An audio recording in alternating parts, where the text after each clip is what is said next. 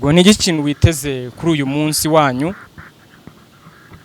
witeze kubona wumva witezemo umunsi icyo nawitezeho n'ibyishimo ari abantu benshi cyane basiramu bavuye impande n'impande baje gusangira n'umubyeyi wacu mugiye kumenyana dukunda kandi dukunda igihe cyose tumushyigikiye tumuri inyuma igihe cyose. Okay, wakoze baje nuje haya no gufutura no kugira gute n'ubusabane tugiye gukora mugiye gukora ubusabane ko twamaze gufutura n'ubusabane tugiye gusangira n'umubyeyi wacu Paul Kagame. Sawa mwenjoying turanamukunda ijana ku ijana. Sawa urakoze kandi sawa murakoze namwe.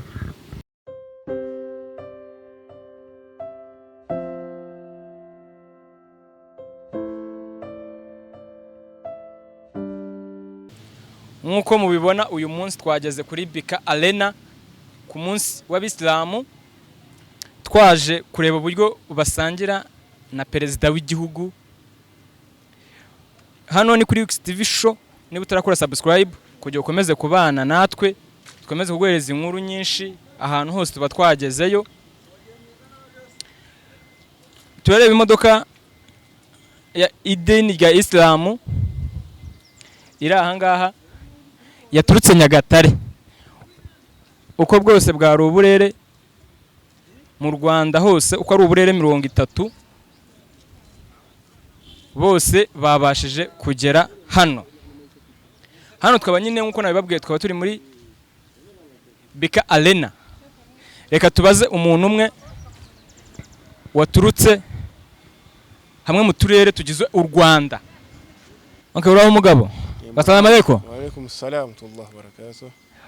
Okay, turebana mwaje Kigali cyase tuyi Kigali. Amazina ninde? Banyita Ntibagwire Jibril, nakaba naturutse mu kagari ka Nyarugenge umurenge wa Nyamirambo. Twitwaje kwifatanya n'umukuru w'igihugu nyakubahwa Paul Kagame. Ego, mbere iri tangazo ryasohotse ryari mbere yuko muvuga ngo muraza kwifatanya na Paul Kagame nyakubahwa w'igihugu, itangazo ryasohotse ryari, ese birasaba iki kugera hano? Umuntu waje hano byasabye iki? Assalamu alaykum wa rahmatullahi wa barakatuh. Mahoro y'Imana bane namwe abadukurikiye kuri live.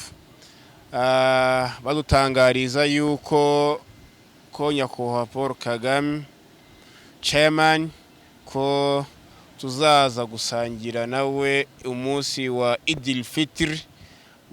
Badusabye yuko tugomba kuza twiyandikisha kugira ngo turebe yuko ishema dufite mu dini ya Islam. Birasaba iki kugira ngo buri Islam wese buri Muslim wese wabashije kugera hano niko yabashije kuhagera cyangwa se byabayeho gutoranya? Oya, kuba twebwe baravuga ati twebwe abayisilamu ko twe twayimusabye muri manda y'imyaka 5 ishize, nakaba ni manda y'imyaka 5 atangije kuba twara poropoje yuko nyakubahwa Perezida wa Repubulika yuko twasangira ifunguro rya Idil Fitr. Aratwemerera atubwira ati ni muntumira nanjye nzaza kugira ngo nifatanyije n'abayisilamu mu Rwanda abayisilamu cyane. Ego birangije nyine nakubajije birasaba iki kugira ngo ubashe kugera ahangaha buri Islam wese ahari yabashe kuhagera bafite ikihagera cyase babategeye? Kuba twese badushakiye amabisi nkuko ubibona. Yego. Aturutse Rusizi, aturutse Kamonyi, aturutse mu ntara zitandukanye kugira ngo abantu bose bazaze kwifatanya muri cya gikorwa cyiza cyo kugira ngo abantu bose bigaragare kandi bambaye neza wa mwambaro w'abayisilamu ubagaragara neza kandi kituranga ari umuco mwiza kandi kituranga twebwe abayisilamu yuko tugomba kwicara twiteguye turi bamwe dusukuye twemye twambaye amakanzu yacu twicaye ahantu twenye kugira ngo tuze dukurikire rya jambo nk'umukuru wacu. Icyo twese duhuriye hano tushishikajije yuko dufitiye inyota yo kuza kumwumva mu masaha ari imbere. Yego. Ubu mukaba muri butangiriye gufungura sangahe? Ubu isaha batubwiye nuko bamwe babibonye ko bagezemo bavuye ko breakfast bagomba kuyifata.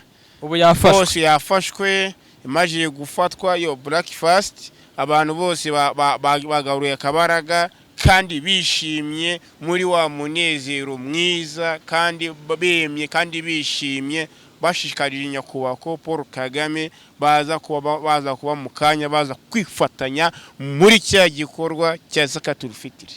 Mwatangiye kwiyandikisha ryari kugira ngo bashe kwemerwa? Ngana abonye basikana indangamuntu utasikanye umuntu utari usikanye indangamuntu utiyandikishije bayisubijeyo. Kuko bayuko barabidusabye abashinzwe umutekano abashinzwe ahantu ingenzuzi zose batubwira ati ikintu turabasabye mwiyandikishe mubone ikuntu mwese twabashyira muri systeme nziza yo kugira ngo mwese muzaze mwifatanyije kugira ngo turebe iki gikorwa cyiza batangira. Twari mu kwezi kwa Ramadhan tufunze turi mu gifungo turi mu minsi ya nyuma yo gusoza ukwezi kwa Ramadhan. Okay. Hano ni iki kintu cyagutunguye ukigera hano kuri BK Arena? Ko tugiye muri BK Arena hano twishimiye yuko kuntu batwakiriye no kuntu badufashe no kuntu badufitiye ubwuzu kugira ngo kutwakira hari umutekano mwiza hari umutekano wa polisi tuva Nyamirambo dukesha nyakubahwa Paul Kagame ku mutekano mwiza. Amahoro y'Imana bane nawe. Twese ratugire twese tuyagire. Yego nkuko mubibona ni kuri X TV show. Reka twumve ku ruhare rw'abadamu cyangwa igitsina gore cya Islam cyabashije kugera hano. Reka twakire bakwita nde? Banyita Umutoniimana Mariam ariko amazina azwi nitwa Mariam Kibombo. Mariam Kibombo. Twishimiye kongera guterana naha ngaha natwe ni iki kintu umuryango wa Islam ibintu wakoze twabonye abantu baza bamwe bagasubirayo batiyandikishije. Ese ibi bintu byatangiye ryari? Ibintu bimaze igihe kinini cyane. Akenshi iyo turangije igisibo gitagatifu cya Ramazani akenshi dukunda gusangira n'umubyeyi wacu tukamutumira akaza tukajya mu busabane tugasabana nawe. Biradushimisha iyo turi gusangira nawe kubera yuko n'umubyeyi wacu kandi tuba tuvuye mu gisibo dusangira na buri muntu wese. Biba byiza iyo tumuhamagaye akaza tukifatanya nawe muri uyu munsi mukuru wacu. Biduha ishema ryo kugaragaza yuko ubusiramu bufite ijambo hano muri iki gihugu kuko aradukunze natwe turamukunda twifatanya nawe muri iyi minsi mikuru kuba twakwishimana nawe. Ni nk'akahe karere wabonye kajemo abantu benshi katutsemo abantu benshi mu burere 30 bwabashe gutumirwa cyase mu burere 30 mbonye buri aha ngaha? Ni akahe karere wabonye kajemo bataka akarere gafite umuryango munini w'idini ryacu? Akarere naboshije kubona na Gatsibo nduva haje amabisi 10. Yego. Na Musanze haje amabisi menshi. Na Kamonyi nduva hari amabisi menshi yaje ariko benshi na Rusizi. Yego. Ni iki kintu witeze kuri uyu munsi wanyu? Witeze kubona?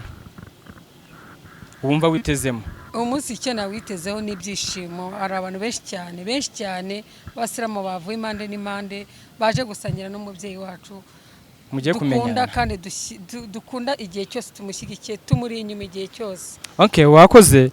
Baje nuje haya no gufutura no kugira gute? No busabane tugiye gukora. Mugiye gukora ubusabane. Ko twamaze gufutura no busabane tugiye gusangira n'umubyeyi wacu Paul Kagame. Sawa mwenjoying. Turanamukunda ijana ku ijana. Sawa urakoze kandi. Sawa murakoze namwe. Assalamu alaikum wa rahmatullahi wa barakatuh. Assalamu wa rahmatullahi wa barakatuh. Mashehe umeze bite? Turashimira Imana. Okay, nagira ngo ubaze uri kwiyumvita kuba mugiye gusangira nyakubahwa Paul Kagame kuri uyu munsi twabyita nkaho mugiye gusangira ku munsi wa Eid al-Fitr. Uri kwiyumvita cyangwa wabonye abayisilamu muri rusange babiyumvisha ute? Bari kubona nyine barabyishimiye ku rwego rumeze gute? Urabona iyo twicaye mu minsi 30 turi kumwe twicaye tutekereza igikorwa cyo gusangira n'umubyeyi wacu, twishimye tumeze neza, dutegereje kuba twamubona mu gikorwa cyiza, cyo kugira ngo twege nk'abayisilamu tufate ubwuzu, twishime, tumubaze ibibazo adusobanurire, natwe tubaze ibibazo twumve yuko bya bibazo natwe twufite nk'abayisilamu yuko dufite byakemuka. Kandi mu minsi ingahe nta jambo twebwe abayisilamu twayidufite, niyo mpamvu bavuga ngo mu Kiswahili bavuga ati ngo walikuwa wakinyanyaswa, ntago nta jambo ryarindi twayidufite twebwe abayisilamu.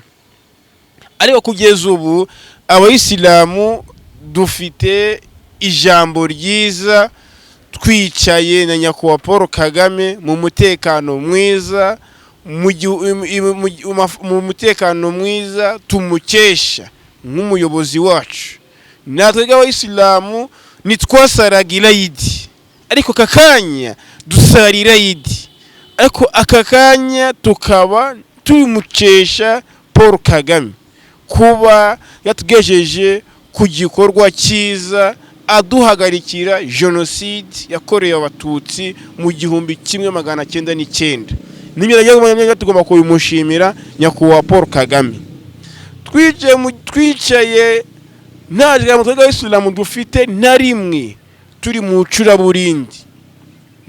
Rero ubu ntabwo turi mu icuraburindi, ariko ubu dufite ijambo abayisilamu, dutora adhana, tugahamagara abantu, twishimye, niyo tumukesha rero nyakubahwa Paul Kagame. Twebwe abayisilamu twicaye twemye, twambaye umwenda mwiza, tumutumira atwumva mu mugenzo wa zakatul fitri, tumeze neza twemye nk'abayisilamu, twicaye neza, twambaye wa mwambaro mwiza uturanga nk'abayisilamu mu Rwanda. Muyobozi dukesha nyakubahwa mufti w'u Rwanda kuba n'iki gikorwa yagifashijemo, agishiramo imbaraga kugira ngo abayisilamu bose bicara ahantu heza, kandi bishimiye muri wa munsi mwiza, muri wa mwambaro mwiza ugaragara uturanga discipline, twumvira abanyamabanga ngo twatwe Allah watweho Rasul, twumvira abayobozi, kandi abayobozi nibo tugomba kumvira. Utumviye abayobozi ntacyo wumviye n'umuntu n'umwe, ahubwo iyo wumviye umuyobozi wumva ko wumviye u Rwanda rwose, ukumva n'ukuyobora, kumva ko yuko nta bwoba ufite, ukumva yuko wemye uhagaze, twemye dushimira umutekano mwiza, turyama tugasinzira, nawe uduteye hejuru, nawe wumva yuko ryaja afite ijambo, agenda agakinga, agasinzira, agakurikira, duteganje yuko Imana idufashije tukaza kumubaza, tukaza kutwemerera yuko yadushiriraho na adhana ya alfajiri y'iminota 5 yo kugira ngo twebwe abayisilamu twongere twumve yuko wa muhamagaro mwiza w'iminota 5 ko yuko inajyo twaba dufite ishema muri icyo gikorwa cyiza, kandi abo tumushimira nyakubahwa Paul Kagame kuba yigomye muri wa mwanya we, akigomwa mu kazi ke, agaha abayisilamu umwanya wo kuza gusangira nawe. Iyo ni cyo shema dukesha nyakubahwa mufti w'u Rwanda Sindayigaya Musa, kuko kakanya Imana ikomeze imurinde, ikomeze imwongerere kuba dufite umutekano mwiza n'amahoro mu bayisilamu, twumva igikorwa cyiza. Okay. Yashe reka turebe ubu ngubu ndakeka igikorwa cyabazanye kitaratangira bakiri mu biganiro, reka turebe tuze kubaza nyuma y'uko bavuye muri icyo gikorwa cyabazanye tuze kureka ukuntu biraza kuba byifashe. Urakoze. murakoze. Yego.